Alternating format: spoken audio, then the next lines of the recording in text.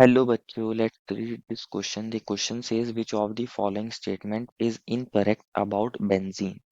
Option A is all of carbon atom are sp hybridized. Option B, it has delocalized electron. Option C, the carbon-carbon bond length are all the same.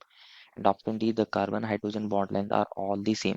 बच्चों इस question में हमें चार statements दी गई हैं और हमें बताना है कि इनमें से कौन सी स्टेटमेंट इनकरेक्ट होगी अबाउट बेंजीन। बेंजीन के बारे में कौन सी स्टेटमेंट इनकरेक्ट होगी। तो फर्स्ट ऑफ ऑल बच्चों बात करते हैं क्वेश्चन में हमारे की कंसेप्ट में। और इस की कंसेप्ट क्या होगा बच्चों, हमारे पास यहाँ पे structure and properties of benzene. बच्चों अगर हम बात करें, अगर हमें बेंजीन का स्ट्रक्चर पता हो और उसकी प्रॉपर्टीज पता हो तो हम इजीली बता सकते हैं यहाँ पे हमारी जो स्टेटमेंट है उनमें से कौन सी स्टेटमेंट हमारी इनकरेक्ट है और कौन सी करेक्ट है। Structure of benzene and properties of benzene, इनको समझना पड़ेगा बच्चों। हम यहाँ पे हमारी बेंजीन के स्ट्रक्चर बेस्ड प्रॉपर्टीज की बात करने वाले हैं। तो अगर हम बात करें बेंजीन को, हम बच्चों कुछ इस तरीके से लिख देते हैं।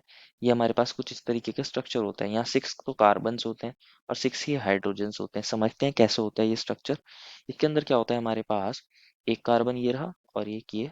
इस तरह करते करते बच्चों एक 6 मेंबर्ड की रिंग बन जाती है, साइक्लिक रिंग बन जाती है। और यहाँ alternate double single double bond हमें देखने को मिलते हैं। और हमारे पास कार्बन से कौन अटैच होता है, हर कार्बन से एक एक हाइड्रोजन एटम अटैच होता है। तो अगर बच्चों आप हर किसी भी कार्बन को देखोगे, किसी भी कार्बन को आप इसमें देख लीजिए, हर कार्बन एटम ने बच्चों 3 तो सिग्मा बॉन्ड बनाए हैं और एक पाई बॉन्ड बनाया है। जब कोई कार्बन एटम 3 सिग्मा बॉन्ड और एक पाई बॉन्ड बनाता है तो वहाँ हमारी हाइब्रिडाइजेशन कौन सी आ जाती है बच्चों, sp2। इसको आप स्टेरिक नंबर रूल की हेल्प से भी निकाल सकते हो। क्या कहता है स्टेरिक नंबर रूल, कि आप हमारे पास सिग्मा बॉन्ड पेयर को काउंट करिए और लोन पेयर को काउंट करिए कि जिस एटम की आपको हाइब्रिडाइजेशन निकालनी है। लोन पेयर को हमने एलपी से डिनोट कर दिया है, सिग्मा बॉन्ड को हमने सिग्मा बॉन्ड लिख दिया है। तो अगर आप देखोगे बच्चों, सिग्मा बॉन्ड इस कार्बन के कितने हैं, 3 है, लोन पेयर है नहीं, पाई बॉन्ड को काउंट करते नहीं, 3 होती है, तो हमारे पास स्टेरिक नंबर हाइब्रिडाइजेशन आती है sp2। अगर हमारे पास स्टेरिक नंबर 4 होता तो हाइब्रिडाइजेशन sp3 आती। और अगर हमारे पास स्टेरिक नंबर वैल्यू 2 होती तो ये हाइब्रिडाइजेशन sp होती। तो जो फर्स्ट स्टेटमेंट में बोला गया है कि हर कार्बन एटम हमारे पास sp हाइब्रिडाइज होगा, ये वाली स्टेटमेंट इनकरेक्ट है। क्योंकि हमारा हर कार्बन एटम क्या सा होता है, sp2 हाइब्रिडाइज। तो हमसे इनकरेक्ट स्टेटमेंट के बारे में ही पूछा था, दैट मीन्स ऑप्शन ए जो है हमारा करेक्ट हो जाएगा। सेकंड में बोला है इट हैज डीलोकलाइज इलेक्ट्रॉन। अब समझते हैं बच्चों इस चीज को। अगेन हम दोबारा से बेंजीन के स्ट्रक्चर को देखते हैं। ये double bond double bond double bond. बच्चों बेंजीन के अंदर क्या होता है, हमारे पास ये जो इलेक्ट्रॉन्स होते हैं, पाई बॉन्डेड इलेक्ट्रॉन्स, ये कैसे हैं, यहाँ डबल सिंगल बॉन्ड देखने को मिल रहा है, कंप्लीटली कॉन्जुगेटेड सिस्टम है। तो यहाँ हमारे इन पाई इलेक्ट्रॉन्स का कॉन्जुगेशन इजिली हो जाता है। ये इलेक्ट्रॉन्स कुछ इस तरीके से मूव कर सकते हैं, ये इस तरीके से मूव कर सकता है और ये वाला बॉन्ड इस तरीके से मूव कर सकता है।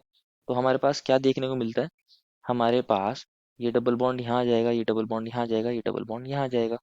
तो अगर आप देखोगे बच्चों, हमारे पास यहाँ जो पाई बॉन्ड थे उनमें जो पाई इलेक्ट्रॉन्स थे वो एक जगह फिक्स नहीं है। वो क्या हो रहे हैं, डीलोकेलाइज हो रहे हैं, एक जगह लोकेलाइज नहीं है, फिक्स नहीं है। इसी चीज को बोलते हैं डीलोकेलाइजेशन। डीलोकेलाइजेशन बोलते हैं इसको।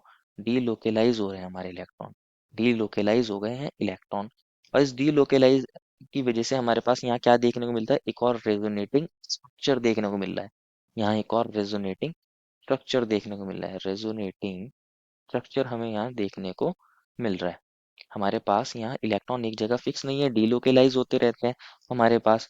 तो ये वाली जो स्टेटमेंट बोली गई थी कि इट हैज डीलोकेलाइज इलेक्ट्रॉन, ये वाली बात सही है। लेकिन हमसे इनकरेक्ट पूछा था तो इसको हम मार्क नहीं करेंगे, ये हमारी ऑप्शन गलत हो जाएगा। क्योंकि ये करेक्ट स्टेटमेंट है, इनकरेक्ट नहीं है। थर्ड में बोला गया है carbon carbon bond length are all same. बच्चों होता क्या है यहाँ पे हमारे पास, अगर आपने बेंजीन को देखा हो तो अभी हमने समझा है बेंजीन के अंदर क्या हो रहा है, हमारे पास डीलोकेलाइजेशन ऑफ इलेक्ट्रॉन्स हो रहा है। यहाँ पाई बॉन्ड्स क्या कर रहे हैं, कॉन्जुगेशन कर रहे हैं। और उसकी वजह से यहाँ पे एक और रेजोनेटिंग स्ट्रक्चर बन रहा था हमारे पास। एक और रेजोनेटिंग स्ट्रक्चर, ये डबल बॉन्ड सिंगल डबल।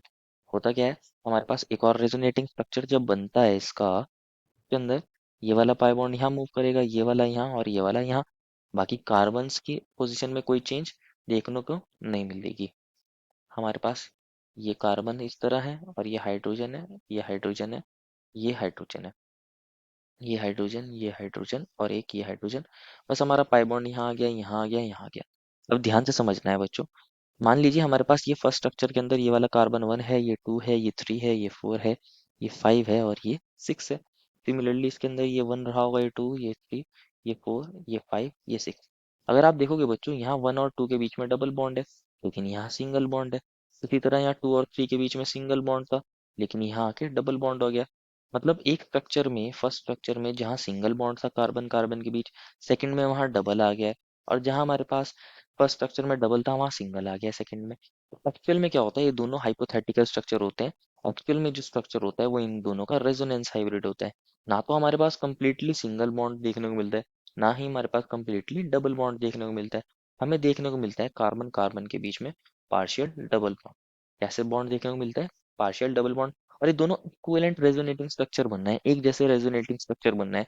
इसकी वजह से यहाँ पे कार्बन कार्बन बॉन्ड लेंथ कैसी हो जाती है? इक्वल हो जाती है।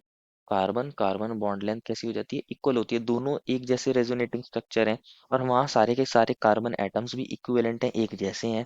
तो यहाँ कार्बन कार्बन बॉन्ड लेंथ कैसी होती है? इक्वल होती है। यहाँ बच्चों सारे सी एच बॉन्ड भी इक्विवेलेंट है। अगर हम यहाँ सी और एच बॉन्ड की बात करें, यहाँ सारे कार्बन और हाइड्रोजन भी इक्विवेलेंट हैं, एक जैसे हैं बिल्कुल। दोनों रेजोनेटिंग स्ट्रक्चर के अंदर कोई चेंज नहीं आया है।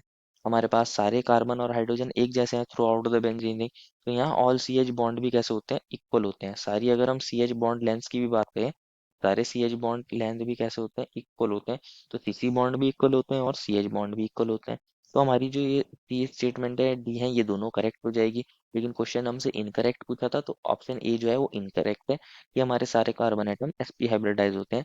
therefore final answer is option number A. I hope you understood it well, and best of luck.